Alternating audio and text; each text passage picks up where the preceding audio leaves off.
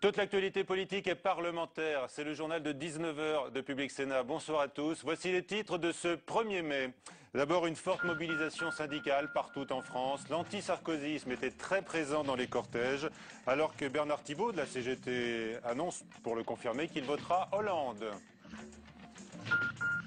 Le président candidat se dit transporté par son propre rassemblement au Trocadéro à Paris, où il fustige la gauche et les syndicats.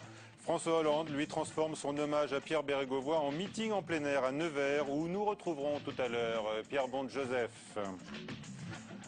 Marine Le Pen, qualifiée d'interlocuteur de l'UMP par Gérard Longuet, le ministre de la Défense. La polémique enfle. Notons que la présidente du Front National, comme prévu, a confirmé qu'elle votera blanc. Et puis nos deux invités ce soir, Valérie Rousseau-Debord pour l'UMP et Martine Billard pour le Front de gauche. 1er mai, syndical d'abord, comme le veut la tradition, bousculé à 5 jours du second tour de la présidentielle. Cette année, des centaines de milliers de salariés sont donc descendus dans la rue. À Paris, Bernard Thibault de la CGT, François Chérèque de la CFDT étaient en tête du cortège. Reportage de Nathalie Guilloire et Elisa Bertholomé. Ils étaient côte à côte en tête du défilé. Plus question de politique ou de soutien présidentiel. Pour les syndicats, ce 1er mai se voulait consacrer entièrement aux travailleurs. Moi, j'ai pas envie de faire ce 1er mai un dialogue entre nous et Nicolas Sarkozy. Moi, aujourd'hui, le 1er mai, c'est une journée comme tous les ans, internationale dans tous les pays, organisée par les syndicats dans les pays démocratiques pour parler des revendications des travailleurs. Donc c'est ça le 1er mai. Et les manifestants le disent, ce sont eux, les vrais travailleurs. Des dizaines de milliers de personnes qui exposent leurs revendications. Moins de chômage, le maintien en activité des usines, l'égalité salariale. Plutôt que d'opposer des soi-disant vrais travailleurs à des faux travailleurs, je ne sais trop quoi, on ferait mieux de se soucier de donner du travail à tout le monde. Il y a ici des salariés qui vivent de leur travail et un certain nombre de salariés qui aimeraient bien avoir du travail. Voilà, nous on est plutôt pour unir tout le monde pour résoudre les problèmes plutôt que de les diviser. Mais au-delà des revendications des travailleurs, un autre message perçait, plus politique celui-là. Quelques jours avant le deuxième tour, ils étaient venus nombreux pour soutenir la gauche. Et dans le cortège, flottaient quelques banderoles au mot d'ordre sans équivoque, virer Sarkozy. Et donc des responsables de gauche, du Parti Socialiste notamment, du Front de gauche, étaient au bord du cortège syndical parisien. Écoutez ces témoignages recueillis tout à l'heure, boulevard de Port-Royal, par Fabrice Cunet et Thomas Raguet.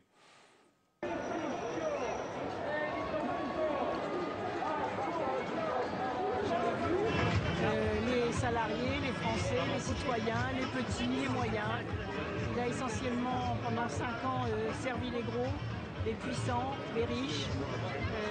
Et aujourd'hui, je crois que dans cette majorité silencieuse, il y a des millions et des millions de gens qui vont choisir le changement. On ne va pas faire semblant de ne pas se connaître pour faire plaisir à M. Sarkozy, dont on n'a rien à fiche, vous comprenez? Parce que là, ce qu'on fait, on se mobilise contre lui et dimanche prochain, on va le virer. Voilà. À bon entendeur, salut, c'est pour ça qu'on est réunis là. Et il peut raconter tout ce qu'il veut, on sait bien pourquoi on est là. Voilà. Allez, La réponse maintenant donc de Nicolas Sarkozy, qui était, on l'a vu, la cible des cortèges syndicaux. Il a donc mobilisé place du Trocadéro à Paris devant une foule de drapeaux bleu, blanc, rouge qu'il voulait opposer au drapeau rouge. Le président candidat tenait aussi à célébrer le travail, affirmant réunir sa vraie fête. Reportage signé Marie Brémaud et Sandra Cerquera.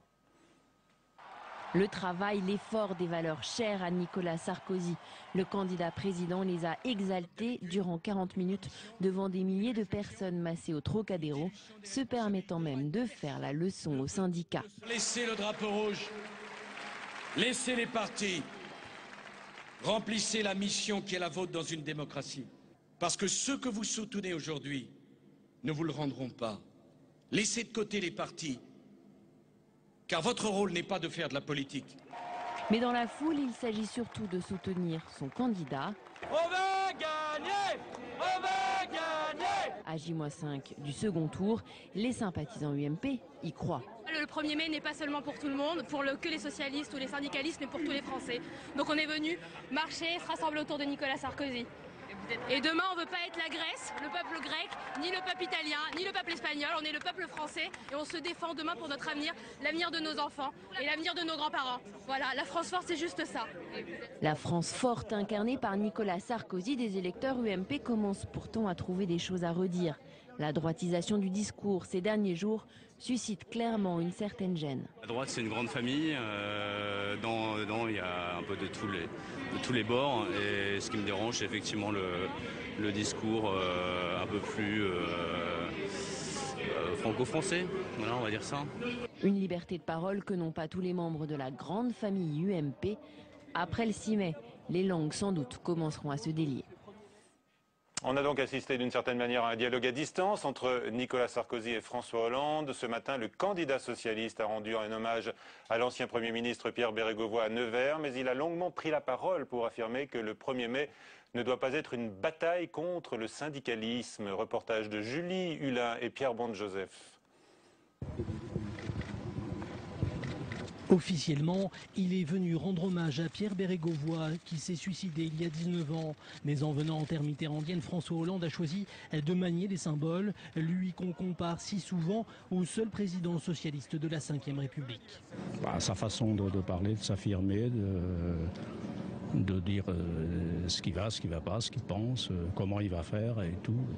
Il a repris du poil de la bête. Il y a 2-3 mois, je le trouve un peu faible. La province plutôt que Paris, l'hommage plutôt que les cortèges du 1er mai ou encore les meetings du Trocadéro, François Hollande veut marquer sa différence avec Nicolas Sarkozy. Je viens ici, un 1er mai à Nevers, pour rendre hommage à la grande figure qu'était Pierre Bérégovoy. D'abord, il fut un syndicaliste. Je veux rendre hommage, moi, à tous les syndicalistes de France.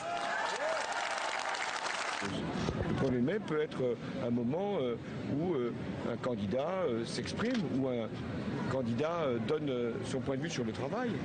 Mais ça ne doit pas être contre ce qu'est l'esprit du 1er mai, qui est l'esprit du rassemblement de toutes les organisations syndicales autour de tous les travailleurs. Les cortèges du 1er mai à Nevers, les voilà. Parmi les manifestants, peu remarquent l'absence du candidat Hollande. Mais de toute façon, ils ont déjà fait leur choix. J'espère qu'il passe, je vais aller faire des prières, je vous le cache pas. Je vais aller prier Sainte Bernadette pour qu'il passe. Il a respecté la fête du travail, contrairement à son opposant, le président sortant, et qu'il respecte la fête du travail et qu'elle doit être aux salariés.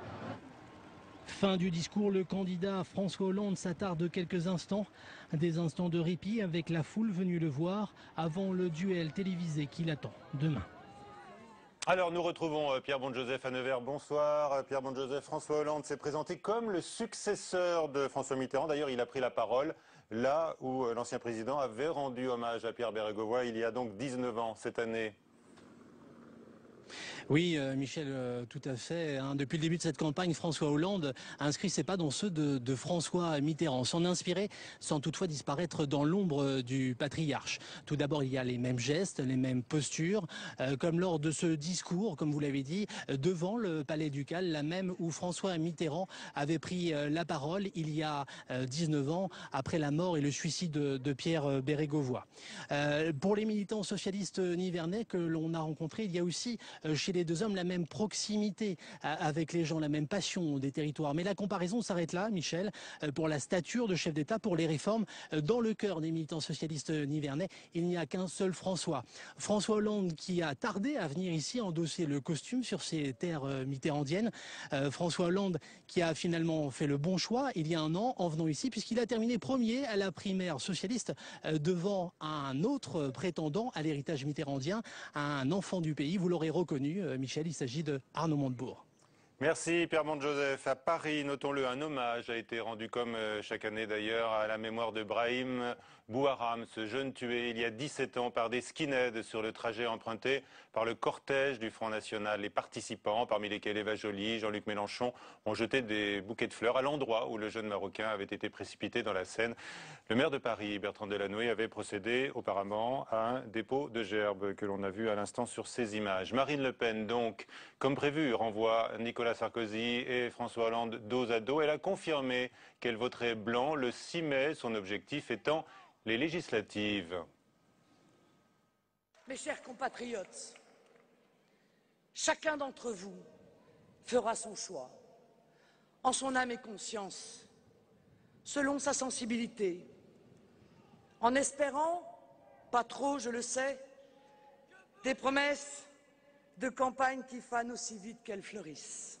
Ceci est votre liberté première de citoyen que j'exerce moi aussi. Je n'accorderai donc ni confiance, ni mandat à ces deux candidats. Dimanche, je voterai blanc et en juin, bleu marine. Alors comment réagissent les militants et les supporters du Front National à cette prise de position qui n'est donc pas une surprise? Suivons ce reportage Place de l'Opéra aujourd'hui, signé Fabrice Cunet. Que feront les électeurs de Marine Le Pen de leur voix au second tour? Pour beaucoup, la question n'était toujours pas tranchée ce matin. Je pense blanc. Vous n'êtes pas encore sûr? Si, ni l'un ni l'autre. Vous avez hésité ou pas? Un peu, mais non, je suis convaincue maintenant à mon âge, il y en a assez. Ceux qui hésitent encore sont venus écouter celle qui a réuni plus de 6 millions de voix sur son nom. J'ai jusqu'à cette année-ci toujours voté à gauche. Je n'ai pas changé et j'ai voté Marine cette année parce que ma confiance est là. Et j'attends la consigne. J'attends ce que va me dire Marine, on verra tout à l'heure. Voilà. Dimanche, je voterai blanc. La consigne tombe, mais certains militants s'en affranchiront.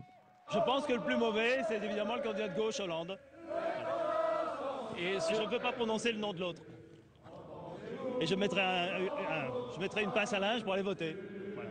À l'image de Bruno Gollnisch, d'autres frontistes posent la question d'un rapprochement avec l'UMP. Si Sarkozy amène à proposer une alliance au cours des législatives, il est possible que les positions puissent changer au deuxième tour de la présidentielle. Mais d'autres le balaient d'un revers de main. On n'a pas s'allier avec l'UMPS. Ils seraient contents de prendre les voix, ils ne veulent pas voir nos têtes, donc aucun intérêt. Quel que soit leur vote dimanche prochain, les frontistes jouent déjà le coup d'après. Forts de leurs 18% de suffrage, ils comptent bien bousculer les législatives de juin prochain. Le dernier sondage de l'IFOP, Fiducial, Public Sénat, Paris Match et Europe 1, François Hollande est à 54% des voix, Nicolas Sarkozy à 46%. Les chiffres montrent une progression de ce dernier de 0,5%. Le juge de New York refuse de classer la plainte au civil contre Dominique Strauss-Kahn déposée par Nafissatou Diallo. Les avocats de l'ancien patron du FMI avaient demandé que soit retenue l'immunité diplomatique de leurs clients et ce soir, ils se déclarent déçus.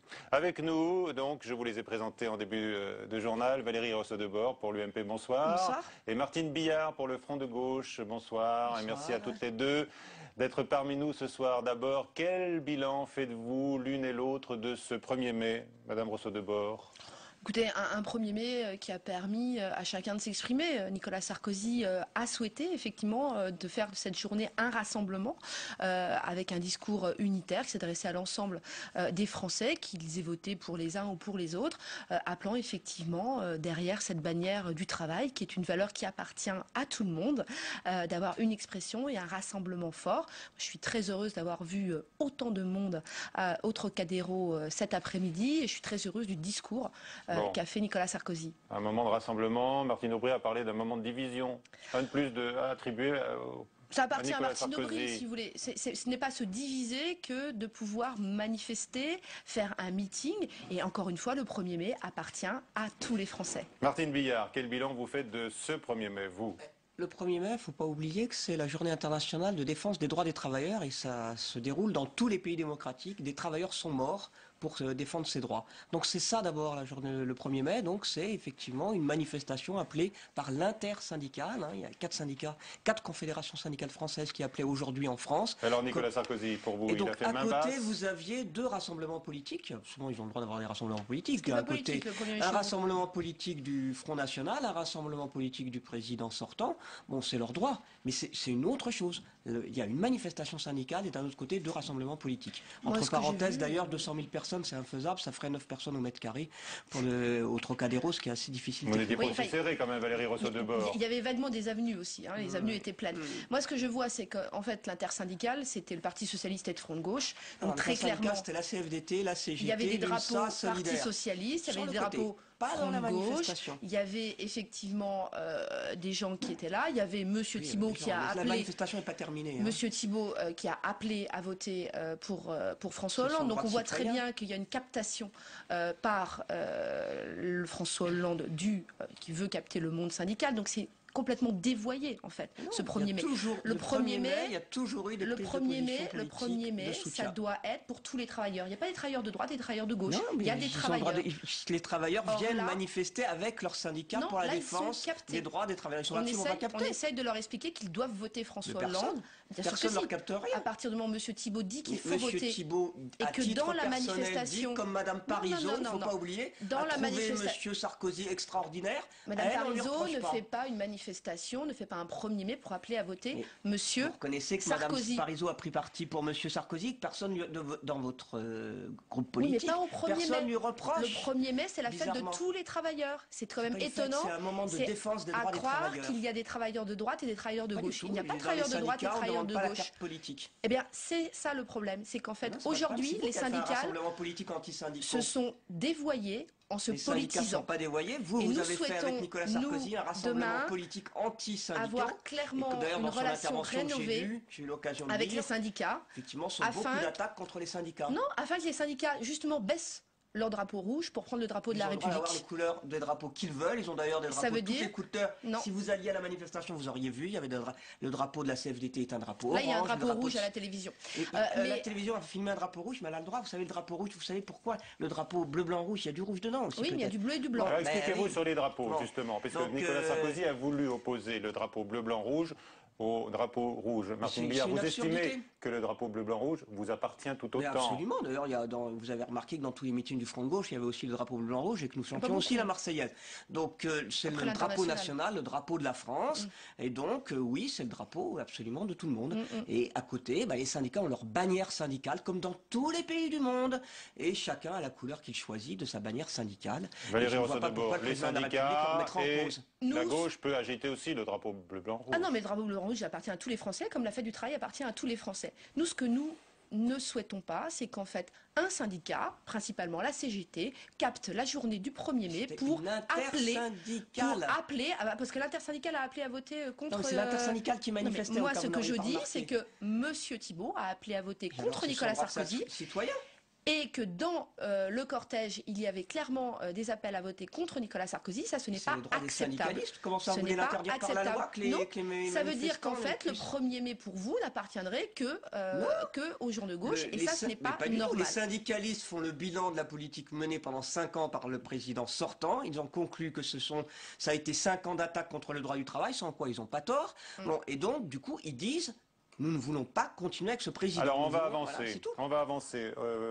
Le chef de l'État, le président candidat, comme l'on dit, a annoncé un nouveau modèle social. Qu'est-ce que ça veut dire pour les salariés que vous évoquez, Valérie Rousseau-Deborah? Mais nous, ça veut dire tout simplement que nous souhaitons construire avec les syndicats, notamment, Là, ils sont un utiles.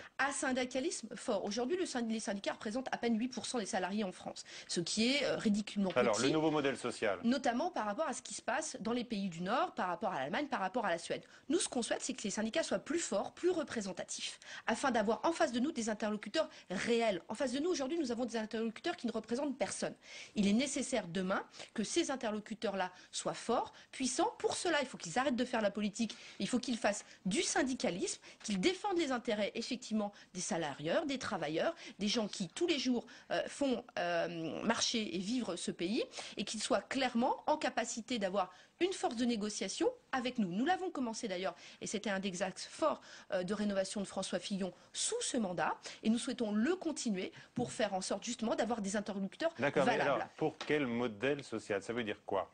Le modèle social, c'est simple, c'est faire en sorte que chacun puisse trouver une formation. Nous avons un programme et un projet clair en matière de formation professionnelle pour que tout demandeur d'emploi demain ait une formation et que Pôle emploi puisse D'accord. enfin utiliser l'argent de la formation professionnelle. Voilà, Martine Billard, c'est comme ça que vous l'entendez. Ce qu'il faut savoir, c'est qu'à l'heure actuelle, sur 15 000 représentants du personnel, soit délégués du personnel, soit délégués syndicales, soit délégués de CE, pour lequel il est demandé un licenciement, il y a eu 12 000 acceptations par le ministère du Travail. Et bon nombre de ces licenciements sont des licenciements qui ne sont pas liés, absolument pas liés à des causes économiques, mais qui sont liés à des cas de répression antisyndicale tout à l'heure à 18 dans les heures, entreprises. qui nous a dit que le nouveau modèle social, Valérie Rousseau-Debord, c'était quand même d'abord moins de rigidité sur le marché du travail. Mais justement, c'est ça la perspective. Pourquoi pendant 5 ans il y a une volonté de casser les syndicats et pourquoi cette volonté continue, y compris dans le discours de Nicolas Sarkozy tout à l'heure? Parce que effectivement les syndicats sont ceux qui défendent les travailleurs. Or quel est le projet de société porté par Nicolas Sarkozy? C'est de casser toutes les protections du travail qui sont contenues dans la loi et de dire tout doit se négocier dans les entreprises. Moi je viens de PME, de petites entreprises. S'il n'y avait pas eu le code du travail pour nous protéger, nous, et que nous en tant que délégués nous puissions dire à un moment donné à notre patron, le code du travail à l'époque c'est 39 heures. Vous ne pouvez pas nous faire travailler 6 jours sur 7 sans récupération, sans paiement des heures sup. Si on n'avait pas eu le code du travail pour nous protéger, on n'aurait jamais pu rétablir des droits de travail dans l'entreprise. Le code du travail, les délégués du personnel, c'est pas les syndicats. On peut être délégué du personnel sans être syndiqué. Et donc ça pose absolument aucun souci. Et justement, aujourd'hui, négocier avec des gens qui représentent que 8% de l'ensemble des salariés, c'est un vrai problème. C'est un vrai problème. Et comme le patronat ne représente pas grand-chose. Aujourd'hui, le patronat, si vous voulez, de façon accessoire, c'est quand même lui qui crée l'emploi. Donc ça, on mais les syndicats, le MEDEF représente très peu des patrons de la même manière que la CGPME. Ça, vous ne remettez jamais en cause. C'est quand même la CGPME. Excusez-moi, c'est quand même 2 millions de personnes. La différence avec les pays du Nord, c'est tout simplement que dans les pays du Nord et dans les pays en Allemagne, il y a les négociations par branche ou par entreprise, et si vous n'êtes pas syndiqué, vous n'avez pas les avantages obtenus par les batailles. Ce n'est pas ça. C'est les avantages liés au chômage sociaux ou l'assurance maladie qui dépendent de votre... Ça dépend des pays. Ça dépend des pays. En Suède notamment, les mutuelles sont données par l'intermédiaire. Donc ça explique pourquoi il y a un taux élevé de syndicalisation. Pourquoi les syndicats ne font pas ça? Pourquoi est-ce que les syndicats n'offrent pas autre chose? Nous avons gagné l'assurance maladie à la libération avec le programme du Conseil national de la résistance. Pourquoi est-ce que les syndicats n'offrent pas autre chose que uniquement manifester et uniquement être contre? Il faut des droits des travailleurs dans les entreprises. Non, madame, non. Le problème, c'est que s'ils le faisaient vraiment, il serait plus que 8%. Mais non, parce que quand vous voyez la répression dans les entreprises, non. Mais si, bien sûr que si, parce qu'on se fait licencier quand on bat. Valérie Rousseau-Debord, est-ce que vous avez entendu François Fillon il y a 2 jours dire qu'il fallait que cessent les remarques désagréables contre les syndicats? Monsieur Fillon a très clairement dit dans son discours qui a eu lieu tout à l'heure au Trocadéro qu'il fallait effectivement respecter les syndicats, mais qu'il fallait aussi que les syndicats ne fassent pas de politique. Nous ne souhaitons pas que les syndicats continuent à faire de la politique. Pourquoi les syndicats ne font pas de politique? Ça n'a aucun sens. On fait de la politique à tout moment quand on défend les droits des travailleurs, bien évidemment. Quand on fait de la politique, on n'appelle pas à voter contre un candidat. Un syndicaliste qui a appelé à voter, c'est son droit de citoyen. Il n'y a pas des droits de citoyen. Mais alors attendez, il n'y a pas de droit en moins. Oui, mais parce qu'il est syndicaliste, parce qu'il est dirigeant d'une confédération syndicale, il n'aurait pas le droit. On ne le fait pas dans ce cadre-là, parce que c'est prendre en otage. Pourquoi elle a le droit de le faire? Elle ne l'a pas fait dans ce cas du 1er mai. Bon, attention, allez, on avance là encore. Je note, Martine Biard, que la présidente du MEDEF a dit qu'elle penchait plutôt du côté de François Hollande pour la défense des corps intermédiaires. Justement, vous l'avez noté, hein? Non, mais elle a dit que ça dépendait des... Pour le paritarisme, elle penche plutôt du côté de François Hollande. Alors, pas pour les autres points. La polémique du jour, il y en a une qui vient peut-être perturber votre rassemblement du Trocadéro. Madame Rousseau-Debord, vous allez pouvoir le dire, c'est cette interview de Gérard Longuet au journal d'extrême droite Minute. Il estime que Marine Le Pen devient un interlocuteur de l'UMP. Tout à l'heure, Xavier Bertrand, donc son collègue du gouvernement, était notre invité lors de Preuve par 3. Il a commencé par nous dire que lui n'aurait pas accordé d'interview à Minute et puis il s'est prononcé sur la prise de position de Gérard Longuet. On écoute Xavier Bertrand. Je ne le pense pas. Et j'ai eu l'occasion de dire à Gérard Longuet tout à l'heure, au Trocadéro, avant le début de la réunion, je dis, je viens de voir la dépêche AFP reprenant ses propos, et explique-moi. Et il a dit, je vais préciser les choses. J'ai toujours dit, ma position est constante, le prénom a peut-être changé, mais le reste n'a pas changé.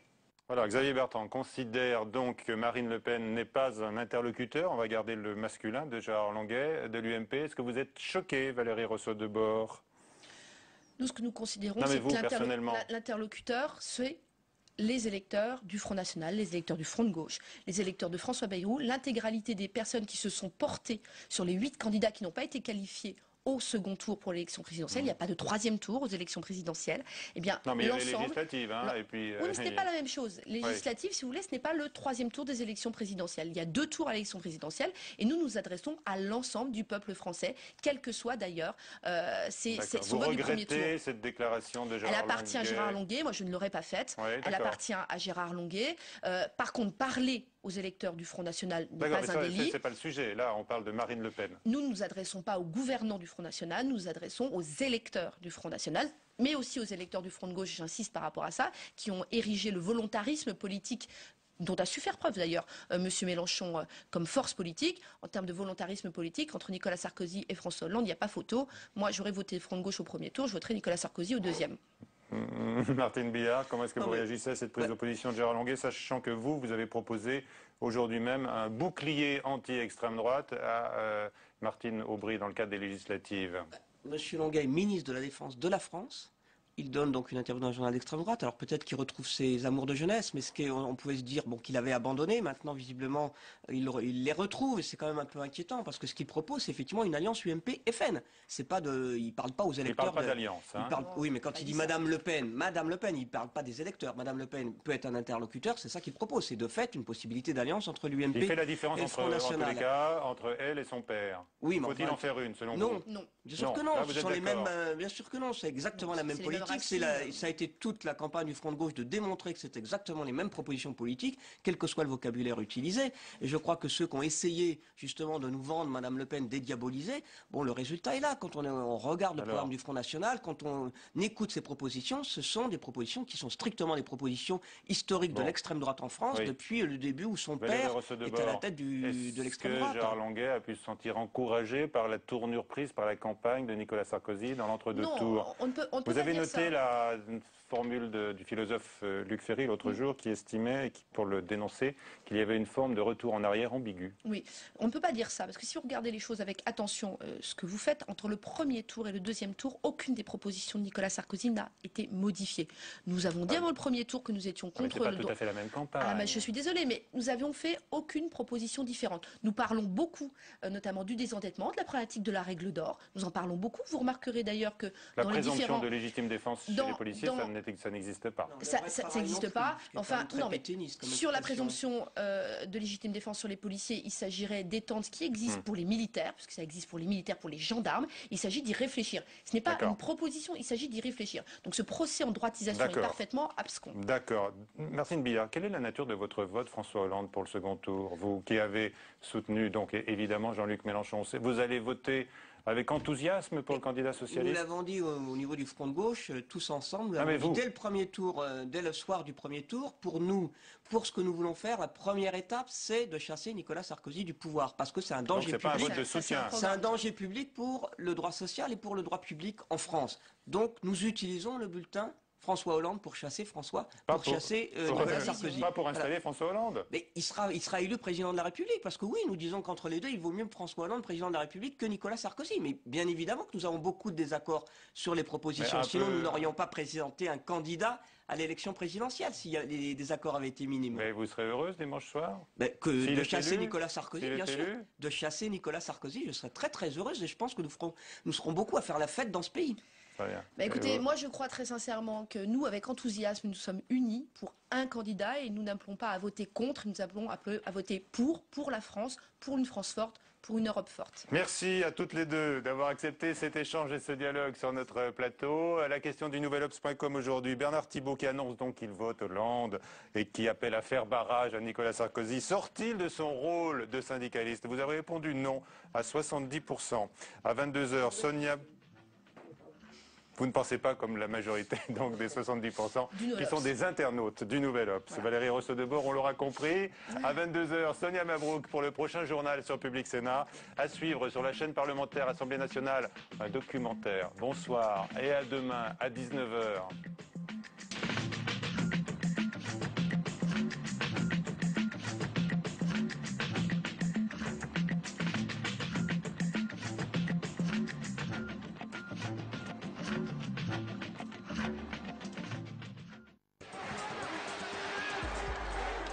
Présidentiel, décisif, incontournable. Suivez le face-à-face entre Nicolas Sarkozy et François Hollande sur les chaînes parlementaires.